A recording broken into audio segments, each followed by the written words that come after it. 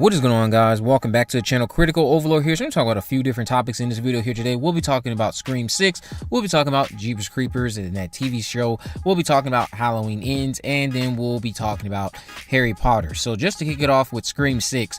Scream 6 apparently is going to have several chase scenes that are reminiscent of Gale Weathers' sequence in Scream 2.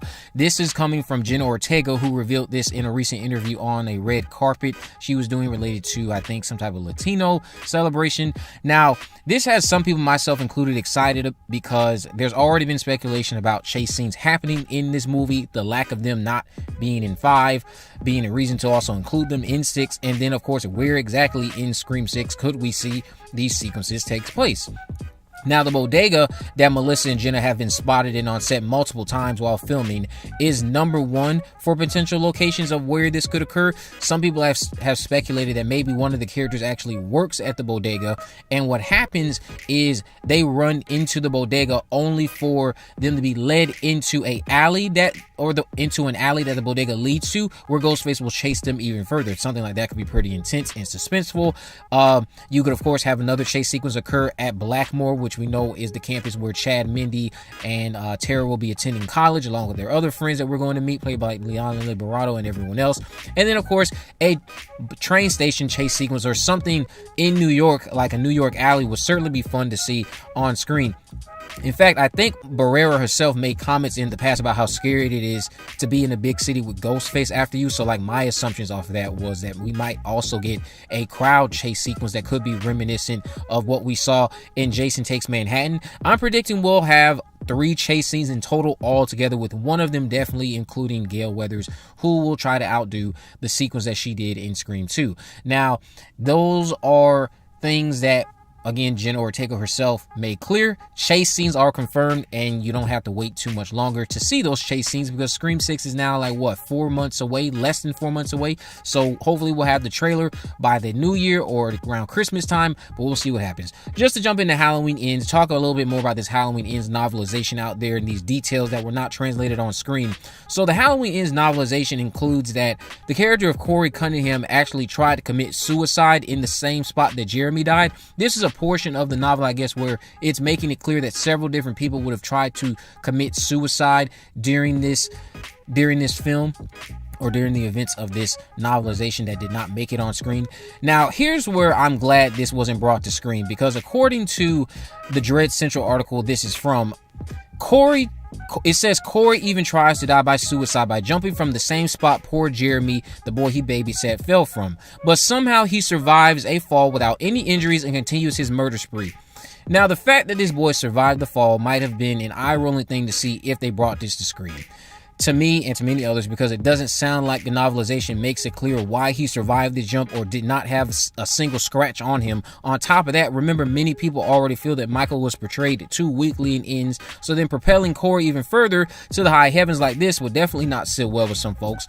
It could, of course, be that evil force that Michael passed along to him. That's obviously what I would assume it's coming from, because otherwise that makes no sense. You don't just jump down from the heights of which Jeremy fell and died, and then you yourself willingly jump and you have not a single scratch on you.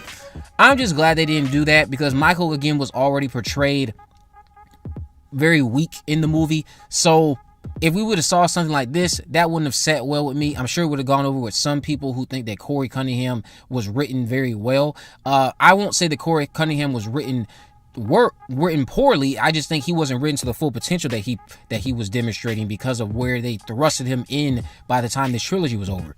Now, just to touch on Jeepers Creepers and this TV show.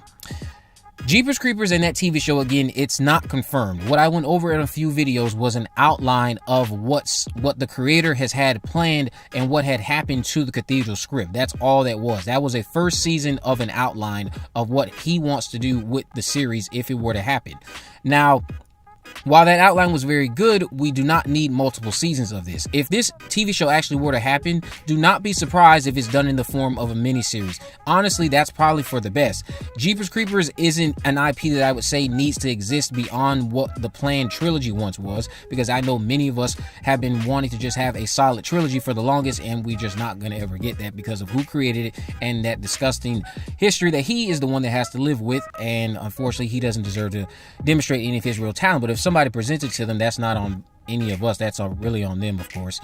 The mythos of the monster shouldn't be fully revealed, but you can end the series by effectively destroying the monster in a miniseries that traces its history over many civilizations, like how the outline had, while picking up with the characters we first met in Jeepers Creepers 1 and 2.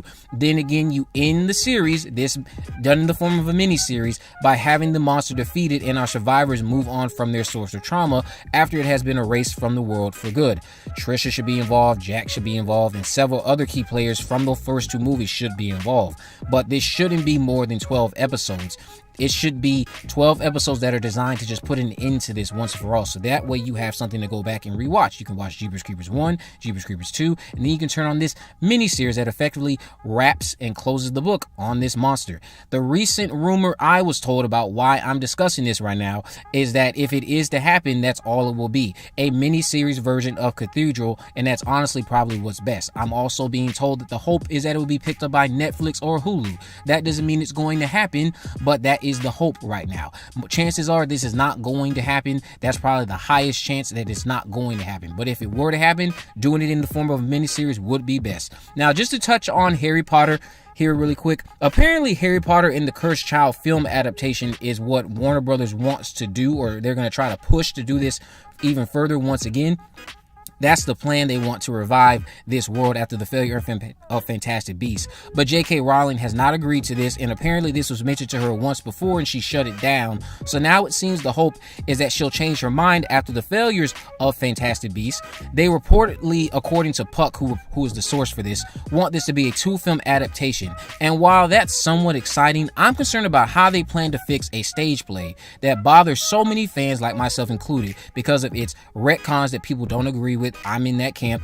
And you already have the casting issues of securing Daniel, Emma, and Rupert, who are not in agreement with some of the stuff going on with the creator right now. It's just a complete mess, unfortunately, of where the Wizarding World finds itself in when it relates to making any new thrilling content and the challenges that face it. I think it can be done, but you're going to have to tweak that screenplay. That screenplay is not perfect. If anything, I'd say it's a giant mess. I'm sure it translates better on stage, but reading it, it's full of so many retcons that are unnecessary. We'll see what happens with this if it moves forward, but you guys can let me know what you think about all that down in the comment section below. If you haven't already, of course, make sure you go ahead and subscribe. Turn on post notification that you never miss a video. In the description, I will have links to my social media accounts. I'm on Facebook, Twitter, and Instagram. You can message me there, of course, to let me know if there are any movies, news, or reviews you would like me to cover in the future. And with all that in mind, guys, I will see you in the next video.